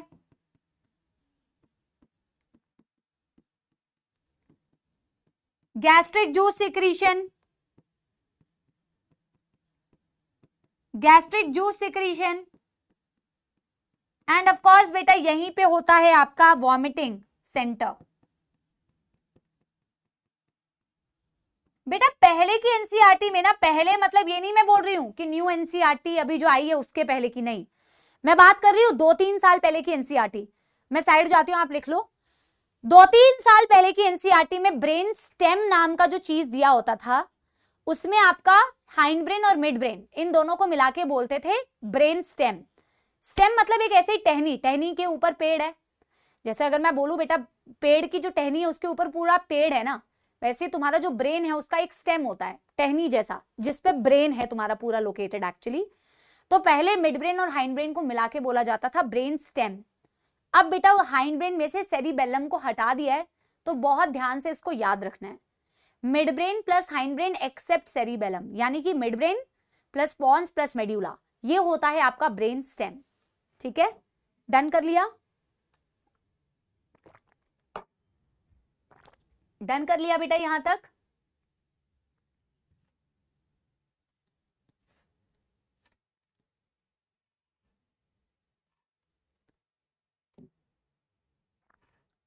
डन हो जाए तो बताना, फिर मैं ब्रेन स्टेम लिखवाती हूँ। फिर मैं वो आपको ना एक्विडक्ट के बारे में थोड़ा सा बता देती हूँ, फिर हम बेटा डायरेक्टली क्या करेंगे, पीवाईक्यू सॉल्व कर लेंगे फटाफट से। पीवाईक्यू भी बेटा कम ही है, पीवाईक्यू क्योंकि सिर्फ ब्रेन और इंपल्स कंडक्शन से रिलेटेड वाले ही पीवाईक्यू करेंगे। इससे पहले तक तो eye, ear, reflex action, spinal cord, sensory structure से क्वेश्चन आता था, है ना। चलो, very important, brain stem. What is the brain stem बेटा? अब मैं आपको ना डायग्राम में भी एक बार दिखाऊंगी, मतलब बनाऊंगी नहीं, एनसीईआरटी के डायग्राम में दिखाऊंगी। मिड ब्रेन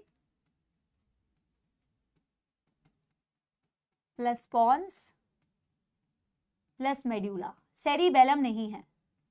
ऐसा लगता है ये आपके ब्रेन की एक टहनी है जिसपे rest part of the brain present है। Mid brain plus pons plus medulla, ठीक है। ये देखो कहां गया, ये देखो, ये ब्रेन की टहनी लग रही है या नहीं? आप मुझे एक बार डायग्राम से देख के बताना, ये ब्रेन की टहनी नहीं लग रही? और डायग्राम भी एक बार देख के जाओ। ये आपका क्या दिखाया हुआ था? सेरिब्रम। ये आपका क्या दिखाया हुआ था बेटा? Corpus callosum. ये ब्लू कलर वाला क्या दिखाया है बेटा आपका थैलेमस, थैलेमस के नीचे ये क्या दिखाया हुआ है बेटा हाइपोथैलेमस, ये नहीं है, ये थैलेमस दिखाया हुआ है। इन्होंने तो बेटा साथ ही लेबल कर दिया, अब क्या बताएं, मिड ब्रेन के पार्ट्स यहीं से शुरू कर दिए हैं। आप एनसीईआरटी वाला डायग्राम ही ध्यान से देखो, एनसीईआरटी ने जो जहां लेबल किया हुआ है इतने हिस्से को, ये वाला हिस्सा जो दिखाया हुआ है बेटा this is your mid brain का हिस्सा, मिड ब्रेन के नीचे जो ये पार्ट दिखाया हुआ है बेटा दिस इज योर हाइपोथैलेमस। ये मैंने मिड ब्रेन क्यों बोला यार, उल्टा बोल रही हूँ बेटा, वापस से ध्यान से सुनो, वापस से सुनो, वापस से सुनो, ठीक है। ये मिड ब्रेन और थैलेमस को मिक्स कर रही हूं मैं, ये थैलेमस, अभी ध्यान से सुनो, this is thalamus, this region is thalamus, thalamus के नीचे ये वाला पार्ट जो दिख रहा है बेटा दिस इज हाइपोथैलेमस। अपनी एनसीईआरटी से देखो, अपनी एनसीईआरटी से देखो, अपनी एनसीईआरटी से, ठीक है। ये वाला जो हिस्सा दिखाया हुआ है बेटा this is your mid brain, तभी तो बोलते हैं मिड ब्रेन इज लोकेटेड, ये रीजन अगर मिड ब्रेन का है तो एक बार देखना बेटा, तभी तो बोलते हैं mid brain is located between thalamus hypothalamus of, thalamus hypothalamus of forebrain and pons of hindbrain, this is pons, this is pons, pons continues as बेटा medulla, ये आपका medulla, ये आपका medulla और नीचे आपका spinal cord। क्या मेरी बात समझ गए? देखो एक बारी मेरी बात सुनो बेटा, यस आपको दिख रहा है बेटा, अगर ये वाला हिस्सा आपका मिड ब्रेन है तभी तो बोलते हैं कि mid brain is located between thalamus hypothalamus of forebrain, mid is located between thalamus hypothalamus of forebrain and बेटा pons of the hindbrain। दिख रहा है, लोकेशन दिख रही है बेटा, ये ना स्पाइनल कॉर्ड, मेड्यूला और पॉन्स के लोकेशन में भी आप गलती करते हो। अब आपको वैसे तो नजर आ गया कि मैम ये आपका थैलेमस है, ये हमारा हाइपोथैलेमस है और ये हमारा मिड ब्रेन है, ठीक है। मिड ब्रेन, थैलेमस, हाइपोथैलेमस और पॉन्स के बीच में लोकेटेड है, this is your pons. Pons is the region of your hind brain, yes। Pons के बाद कंटिन्यूएशन में जो आपको डक्ट दिख रही है this is your mid brain, oh sorry this is your medulla and medulla is connected to बेटा spinal cord। देखो आगे ये वाली जो चीज दिखाई हुई है this is your spinal cord। कभी कभी स्पाइनल कॉर्ड और मेड्यूला को भी आप गलत लेबल कर देते हो, ऊपर होगा बेटा मेड्यूला, नीचे होगा बेटा स्पाइनल कॉर्ड, ठीक है। और ये जो ट्री लाइक अपीयरेंस दिख रही है बेटा this is your cerebellum with convoluted surface. आपको दिख रहा है इसमें भी वैसे इन्होंने ग्रे मैटर बाहर की तरफ दिखाया हुआ है और व्हाइट मैटर अंदर की तरफ होता है, ठीक है। डायग्राम भी एक बार देख लेना, डायग्राम भी एक बार देख लेना। सेरिब्रल एक्विडक्ट तो मैं अभी आपको बता देती हूँ, ठीक है, हालांकि एनसीईआरटी ने दिया नहीं हुआ है। चलो तो ये आपको ये भी नजर आ रहा है, मैं आपको बता रही थी ब्रेन स्टेम, ऐसा लग रहा है पॉन्स मेड्यूला, पॉन्स मेड्यूला और ये जो मिड ब्रेन का पार्ट है। बेटा आप लोग मुझे एक बारी सच्ची सच्ची बताओ, मैं इस लेबलिंग को ना हटाती हूँ और आप एक बारी मेरे को एक बारी बताओ ध्यान से, कैबेज लाइक अपीयरेंस एक बच्चा बोल रहा है, क्या आपको लग रहा है कि ये जो आपका पूरा हिस्सा है मिड ब्रेन तक का, एक बारी ये देखो, क्या आपको ये स्पाइनल कॉर्ड को हटा दो, क्या आपको लग रहा है ये मेड्यूला, ये पॉन्स और ये मिड ब्रेन का हिस्सा, ऐसा नहीं लग रहा है ये टहनी है ब्रेन की, ऐसा नहीं लग रहा है ये ब्रेन की टहनी है और इस ब्रेन की टहनी पर पूरा ब्रेन प्रेजेंट है, लग नहीं रहा है ये ब्रेन की टहनी है। पॉन्स, मेड्यूला और मिड ब्रेन, ऐसा नहीं लग रहा है बेटा? यस यस, ये ब्रेन की टहनी लग रही है जिसपे पूरा ब्रेन है, this is your brain stem, इसीलिए इसे ब्रेन स्टेम बोलते हैं, है ना। चलो चलो, ये जो बेटा हमने बात लिखी थी ना, cerebral aqueduct passes through mid brain, आप चाहो तो डायग्राम मत बनाना, कोई जरूरत नहीं है, मैं सिर्फ आपको ये समझाने के लिए बता दे रही हूँ। ये एक डक्ट होती है जो मिड ब्रेन से पास होती है, कैसे, ठीक है। फिर पीवाईक्यू करेंगे, फिर खत्म करेंगे बेटा, है ना। ब्रेन के अंदर बेटा खाली स्पेसेस होती है, जैसे हार्ट में आप चेंबर्स पढ़ते हैं ना, चेंबर्स ऑफ हार्ट जिसमें ब्लड भरा होता है, वैसे ब्रेन के अंदर भी खाली स्पेसेस होती है बेटा जिनके अंदर सेरिब्रो स्पाइनल फ्लूइड भरा होता है, छोटी छोटी खाली स्पेसेस होती है। अगर मैं ब्रेन का बेटा लॉन्गिट्यूडनल सेक्शन कर दूं, अगर मैं ब्रेन का लॉन्गिट्यूडनल ऐसा सेक्शन कर दूं और ब्रेन को अंदर से ऑब्जर्व करूं ना, ऐसे सेक्शन करने के बाद मैं सामने से देखूं तो मुझे अंदर अंदर ना छोटे छोटे चेंबर्स नजर आएंगे जिन्हें वेंट्रिकल्स ऑफ ब्रेन बोला जाता है। अगर मैं ब्रेन का सेक्शन करूं, कुछ ऐसे से बेटा चेम्बर्स नजर आएंगे।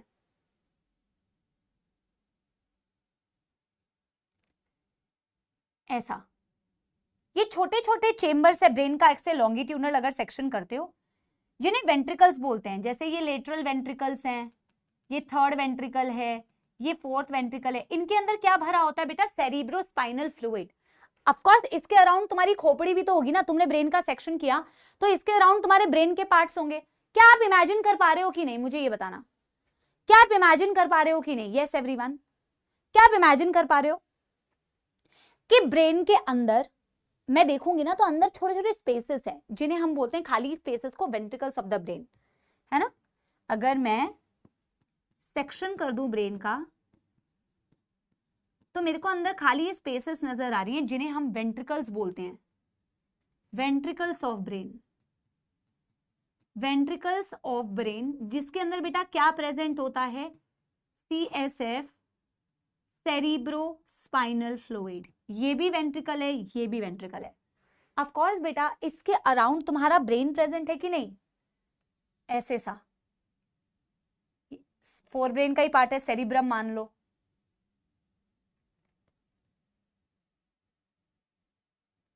ब्रेन के अलग अलग रीजन्स भी तो होंगे ना, क्योंकि ब्रेन है ऐसा और ब्रेन को मैंने खोल दिया तो ब्रेन के अंदर मैम उसके अंदर ये छोटे छोटे स्पेसेस है।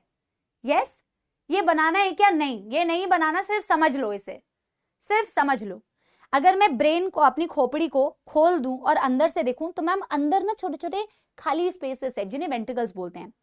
ठीक है, किसी वेंट्रिकल का नाम होता है लेटरल वेंट्रिकल, किसी वेंट्रिकल का नाम होता है थर्ड वेंट्रिकल, किसी वेंट्रिकल का नाम होता है फोर्थ वेंट्रिकल। तो जो ये स्पेसेस है ना ब्रेन के अंदर, ये वेंट्रिकल्स जो कहला रहे हैं, ये वेंट्रिकल्स ब्रेन से ही तो कवर्ड है ना बेटा। किसी वेंट्रिकल के अराउंड फोर ब्रेन का पार्ट है, किसी के अराउंड हाइंड ब्रेन का पार्ट है, किसी के अराउंड कोई और पार्ट है। क्या मेरी बात समझ रहे हो? ये पार्ट्स ऑफ ब्रेन है जिन्होंने वेंट्रिकल्स को एनक्लोज किया हुआ है। These are the parts of brain only, pink colour से। पार्ट्स ऑफ ब्रेन या portions of brain enclosing the ventricles, enclosing ventricles. जैसे बेटा आपकी तारें होती हैं, तारों के ऊपर बेटा आप इंसुलेशन कर देते हो ना, तो इंसुलेशन के अंदर आपकी तार है, इंसुलेशन के अंदर आपकी तार है। वैसे ही आपके ब्रेन के अंदर क्या है बेटा? वेंट्रिकल्स हैं। पहले आप मेरे को एक बात बताओ, अगर फिगर बना लिया है तो कोई दिक्कत नहीं है, पहले आप मुझे बात बताओ, ये बात आपको समझ लग रही है क्या नहीं? कि ब्रेन का सेक्शन मैंने किया, ब्रेन का सेक्शन करते ही मुझे अंदर खाली स्पेसेस नजर आई, मुझे अंदर खाली स्पेसेस नजर आई, खाली स्पेस नजर आई जो वो कहला रही थी वेंट्रिकल्स। तो वेंट्रिकल्स जो खाली स्पेसेस उसके अराउंड ब्रेन के ही तो पार्ट्स है ना बेटा। दो सेरिब्रल हेमिस्फीयर मेरे, फिर मेरे कुछ हाइंड ब्रेन के हिस्सा। यस और नो? यस और नो? Yes, right. वैसा ही ब्रेन का जो ये वाला हिस्सा है बेटा, ये हिस्सा कहलाता है मिड ब्रेन।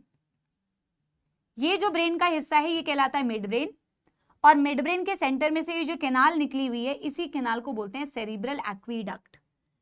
और इसीलिए बोला जाता है cerebral aqueduct is a canal that passes through the mid brain, that passes through the mid brain, इसीलिए कहा जाता है, इसीलिए कहा जाता है। और बेटा ये खाली स्पेस ना होती तो CSF कहां भरा होता?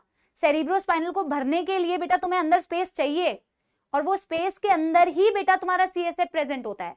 And the reason why you say कि cerebral aqueduct passes through mid brain, क्योंकि ये वेंट्रिकल, ये वेंट्रिकल, ये वेंट्रिकल्स के बीच में ये जो डक्ट आपको दिख रही है, ये जो डक्ट आपको दिख रही है, ये सेरिब्रल एक्वीडक्ट होती है। और ये एक्वीडक्ट के अराउंड जो ब्रेन का पार्ट है उसे मिड ब्रेन बोलते हैं। इसीलिए बोलते हैं एक्वीडक्ट जो होती है वो मिड ब्रेन से पास करती है। इतनी सी बात को समझाने के लिए बेटा पहले तो वेंट्रिकल्स को भी बहुत डिटेल में पढ़ाया जाता था कि this is your lateral ventricles, this is your third ventricle, fourth ventricle, इनको कौन कनेक्ट कर रहा है, लेटरल वेंट्रिकल के अराउंड ब्रेन का कौन सा पार्ट है, फोर्थ वेंट्रिकल के अराउंड ब्रेन का कौन सा पार्ट है। अब तो इतनी डिटेल है नहीं बेटा, अब तो इतनी डिटेल है नहीं। ठीक है बेटा, फटाफट से इसे नोट कर लिया हो तो एक बार PYQ डिस्कस कर ले।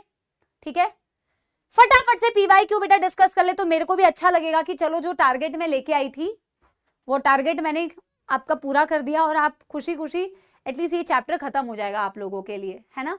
नहीं क्लास लेती तो बेटा ये चैप्टर ना फिर अधूरा रह जाता है ना। ज्यादा क्वेश्चंस है भी नहीं क्योंकि आधा डिलीट हो चुका है, तो जो 2 4 5 क्वेश्चंस है पीवाईक्यू ब्रेन तक, उसको आप फटाफट से सॉल्व कर लीजिए, ठीक है। Done done done done. इसके जो कुछ असर्शन रीजन होंगे, ज्यादा असर्शन रीजन है नहीं, वो मैं केमिकल कोऑर्डिनेशन वाला चैप्टर जब बेटा आपको पीवाईक्यू कराऊंगी और उसके कुछ असर्शन रीजन कराऊंगी, तो इसके जो 6-7 क्वेश्चन या 10 क्वेश्चन असर्शन रीजन के हैं वो मैं उसी चैप्टर के साथ करा दूंगी। अभी पीवाईक्यूज कर लेते हैं, ठीक है। चलो चलो, बहुत शानदार। नीट 2018, नीट 2018 का क्वेश्चन है बच्चों, जल्दी जल्दी सॉल्व करो। नीट 2018 का क्वेश्चन है बच्चों, जल्दी जल्दी रीड करो। Which of the following structures और regions is incorrectly paired with its function? कौन सा इनकरेक्टली मैच्ड है बच्चों? कौन सा इनकरेक्टली मैच्ड है बच्चों? Medulla oblongata controls respiration and cardiovascular reflex, ये तो करेक्ट है, respiration respiratory centre. Cardiovascular reflexes, cardiovascular reflexes कैसे है? हार्ट रेट को कंट्रोल कर रहा है ना, हार्ट रेट को इंक्रीज भी कर सकता है, डिक्रीज भी कर सकता है, बॉडी फ्लूइड्स एंड सर्कुलेशन में पढ़ा। पैरासिम्पैथेटिक नर्वस सिस्टम के थ्रू या सिंपैथेटिक नर्वस सिस्टम के through. Limbic system consist of fibre tract that interconnect different region of brain. नहीं, ये तो पॉन्स का काम होता है। फाइबर ट्रैक्ट्स मतलब बेटा कलेक्शन ऑफ एक्सॉन्स, ये जो डिफरेंट रीजन्स को इंटरकनेक्ट करते हैं वो आपके पॉन्स का काम होता है, लिम्बिक सिस्टम का काम नहीं होता, ठीक है। Hypothalamus production of releasing hormone and regulation of temperature, hunger and thirst. इसके बारे में तो आप अगले चैप्टर में पढ़ोगे। यस, इसके पास रिलीजिंग हार्मोन्स होते हैं और ये थर्स्ट को कंट्रोल कर रहा है, हंगर को कंट्रोल कर रहा है। Corpus callosum band of fibre connecting left and right, ये तो करेक्ट है। आप लोगों का भी करेक्ट हो गया बेटा, +4 दे देते हैं आप लोगों को। लिम्बिक सिस्टम के लिए इनकरेक्ट दिया हुआ था। 2019 में बेटा ब्रेन वाले पार्ट से क्वेश्चन आया हुआ था, और भी बेटा सेंसरी स्ट्रक्चर से क्वेश्चन थे जो हम नहीं कर रहे हैं, हम सिर्फ अब जो तुम्हारा टॉपिक आने वाला है उससे रिलेटेड क्वेश्चंस कर रहे हैं। Which part of the brain is responsible for thermoregulation? Without a doubt आप डायरेक्ट आंसर दे सकते हैं बच्चों, हाइपोथैलेमस, हाइपोथैलेमस, ठीक है। Yes yes. चलो 2020 का ये क्वेश्चन, 2020 का ये question, which of the following is incorrect regarding synapsis? Impulse transmission across a chemical synapse is faster than the electrical synapse. Chemical synapsis का कंडक्शन स्लोअर होता है, न्यूरोट्रांसमीटर के थ्रू होता है, उनमें साइनेप्टिक क्लेफ्ट होता है, टाइम लेता है। Membrane of the pre synaptic membrane and, incorrect ही तो पूछा है, इनकरेक्ट ही तो पूछा है, ए तो इनकरेक्ट हो गया। The member of pre-synaptic membrane and post-synaptic membrane are closed in electrical synapse. Yes, दोनों पास होते हैं, right? Electrical synapses के केस में electric current can flow directly from one neuron to the another neuron in electrical synapse. Yes, direct flow हो सकता है, वो होते ही इतने पास हैं, उनमें नॉर्मल न्यूरोट्रांसमीटर का कोई कॉन्सेप्ट ही नहीं है। केमिकल साइनेप्सिस यूजेस न्यूरोट्रांसमीटर, बिल्कुल सही, ऑप्शन 1 जो है इनकरेक्ट है, +4। 2021 में ब्रेन वाले पार्ट से और कंडक्शन वाले पार्ट से क्वेश्चन नहीं था, इसीलिए क्वेश्चन नहीं है हमारे पास। लेकिन 2023 में आया हुआ है बच्चों, 2023 में ब्रेन से रिलेटेड क्वेश्चन आया हुआ है। The part of human brain that helps in regulation of sexual behaviour, expression of excitement, pleasure, rage, fear etcetera, that is your limbic system and hypothalamus. NCERT की सीधी लाइन से question आता है, बोलते हैं ना सीधी बात नो बकवास, ये एग्जैक्टली वैसी चीज है, सीधी बात नो बकवास। सीधा सवाल, कुछ घुमा फिरा के कुछ देने की कोशिश भी नहीं करते, आपसे सीधा सवाल देते हैं। उसमें भी अगर आप बेटा एनसीईआरटी का डेटा ना याद रखो तो कैसे काम चलेगा, है ना। तो आधे क्वेश्चंस तो वैसे आपको नहीं करा पाए क्योंकि वो डिलीटेड पोर्शन में से है, बट आई होप जितने कराए बेटा उतने आप समझ पाए होंगे। असर्शन रीजन अब हम बाद में करेंगे बेटा, नॉट नाउ, ठीक है। As I am not also feeling well and PYQs तो मैं एटलीस्ट आपको करा ही दिए, कुछ जो इसके असर्शन रीजन है वो अगले चैप्टर के साथ ले लूंगी, ठीक है। आई होप आप लोगों को समझ में आया बच्चों, ठीक है। बढ़िया से पढ़ाई करो, बीमार मत पड़ना। हालांकि मौसम चेंज हो रहा है, थोड़ा बहुत ये चलता रहेगा, बट आई थिंक नॉर्मल हो जाएंगे। थोड़ा ये मौसम चेंज की वजह से और पोल्यूशन की वजह से ज्यादा है, ठीक है। दिवाली थोड़ी बहुत सेलिब्रेट कर लेना, लेक्चर्स चलते रहेंगे, लेक्चर्स भी आते रहेंगे, आपकी पढ़ाई हमेशा चलती रहनी चाहिए, बस वही है बच्चों, ठीक है। बहुत बहुत धन्यवाद क्लास अटेंड करने के लिए। आज गाना भी नहीं सुना रही हूँ बेटा, मेरे को तबीयत खराब लग रही है, मैं क्लास एंड करके I want to go home and take rest. And आप सभी बेटा बहुत अच्छी तरीके से पढ़ाई करिए, बहुत मस्त तरीके से पढ़ाई करिए, हमारी ब्लेसिंग्स आपके साथ है और हम आपके लिए ऑलवेज ऑलवेज हैं, ठीक है। लेकिन पढ़ाई आप लोग बहुत अच्छी तरीके से करिए, ठीक है। थैंक यू वेरी मच बच्चों, मिलते हैं अगले सेशन में। धन्यवाद, लॉट्स ऑफ लव मेरे प्यारे प्यारे जग से न्यारे बच्चों। कमेंट्स में मुझे बताना लेक्चर कैसा लगा, ये चैप्टर कैसा लगा। हालांकि मैं कमेंट्स तुम्हारे पहले के तो पढ़ ही चुकी हूं, फिर भी ठीक है, की फर्क पड़ता है, थोड़ा तो कर ही सकते हो, है ना। Bye bye, thank you very much, love you all, see you all super soon, bye bye.